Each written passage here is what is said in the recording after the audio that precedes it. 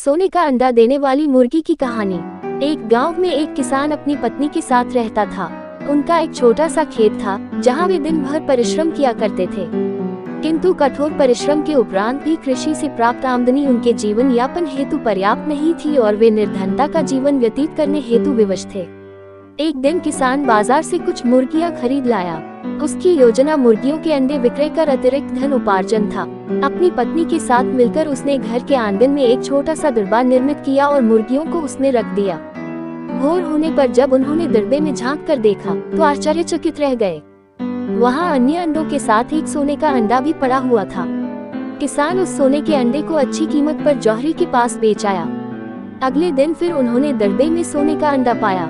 किसान और उसकी पत्नी समझ गए कि उनके द्वारा पाली जा रही मुर्गियों में से एक मुर्गी अद्भुत है, वो सोने का अंडा देती है।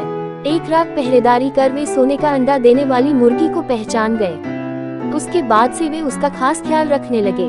उस मुर्गी से उन्हें रोज सोने का अंडा मिलने लगा। उन अंडों को बेचकर किसान कुछ ही महीनों में धनवान हो गया। किसान अपने जीवन से संतुष्ट था, किंतु उसकी पत्नी लोभी प्रवृत्ति की थी।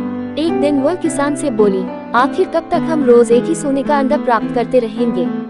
क्यों न हम मुर्गी के पेट से एक साथ सारे अंडे निकाल लें। इस तरह हम उन्हें बेचकर एक बार में इतने धनवान हो जाएंगे कि हमारी सात पुश्तें आराम का जीवन व्यतीत करेगी। पत्नी की बात सुनकर किसान के मन में भी लोभ घर कर गया।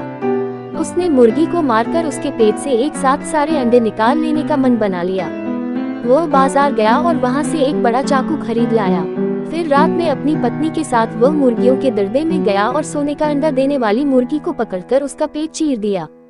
किंतु मुर्गी भीतर से सामान्य मुर्गियों की तरह ही थी, उसके पेट में सोने के अंडे नहीं थे। किसान और उसकी पत्नी अपनी गलती पर पछताने लगे।